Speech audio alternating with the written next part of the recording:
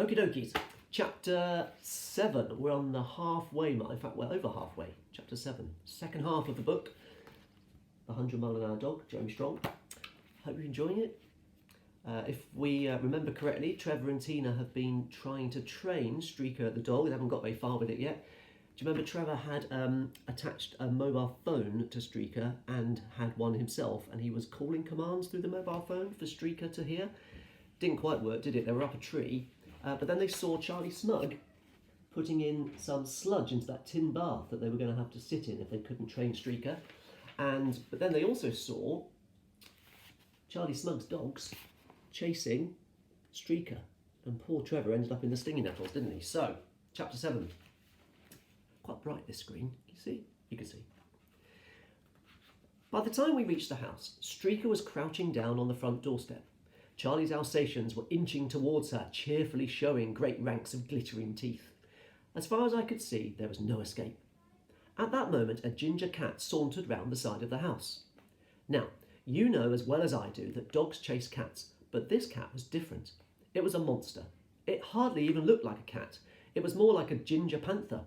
As soon as it saw the 3 Alsatians, all its fur stood on end so that it looked like an inflatable ginger panther.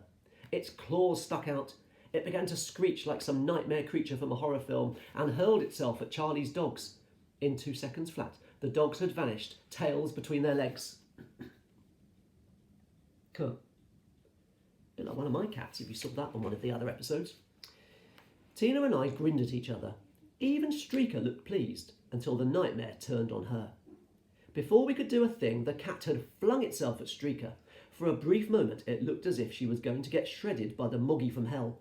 But Streaker had quite a different idea up her sleeve. Not that dogs have sleeves, but I'm sure you know what I mean.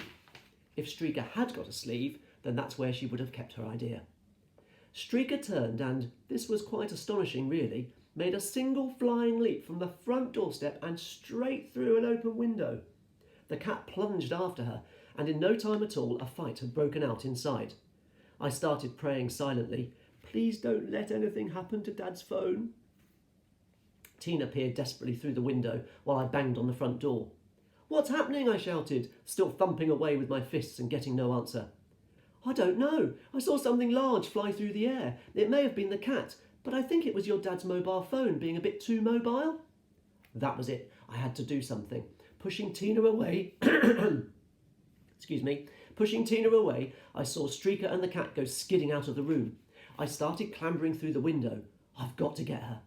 "Supposing somebody comes?" Tina asked anxiously. "They're all out. I've got to get Dad's phone back before it's completely smashed."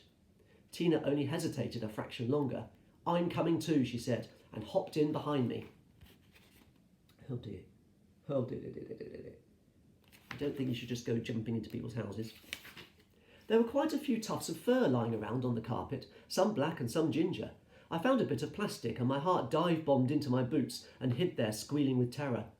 "There's another bit over here," Tina called out helpfully, picking up a large but useless lump of ex-mobile phone. "At least it wasn't the cat?" she added.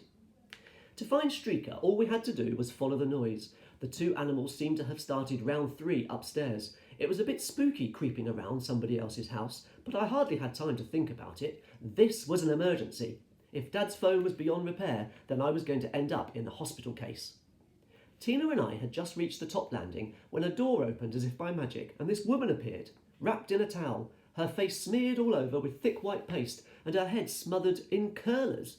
She looked so weird that I just stood there and screamed. So did she, and she could scream much louder than me. Even Streaker and the cat stopped to see what all the fuss was about.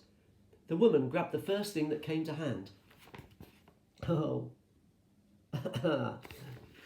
Which happened to be a rather large and menacing laundry basket, and came straight at us, yelling like a Red Indian on a scalping mission. I was terrified, and so was Tina. She yanked open the nearest door, dashed inside, pulled me into the room with her, and slammed it shut behind us. It took me 1 second to realise that Tina had made a big mistake.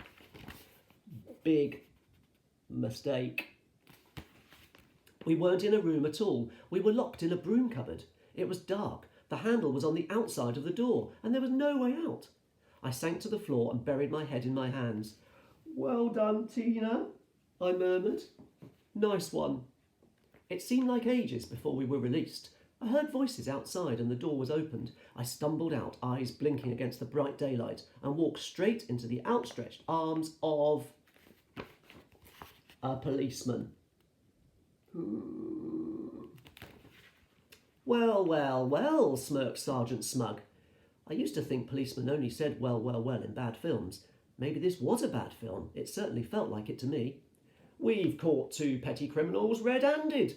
Breaking and entering private property with intent to steal. That's a jail sentence of 5 years or so. Listen, I began. It's all a mistake. My dog came. Your dog, Sergeant Smug roared with laughter and turned to the lady. This is what he said last time. He always blames it on his dog. There wasn't any dog, said the woman. Just these 2, on my landing. But there was, Tina insisted, and she tried to explain.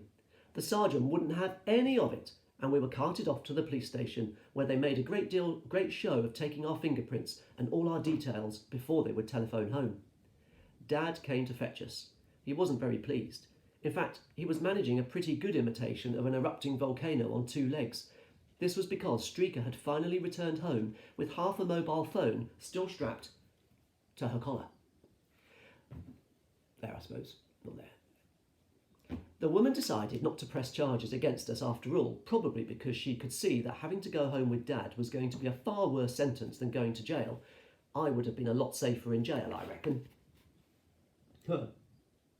Dad has turned into a volcano. Not surprised. Broken mobile phone. Children in trouble. The only good thing was that when Dad discovered the Smugs' Alsatians had been involved, he had a real go at the sergeant.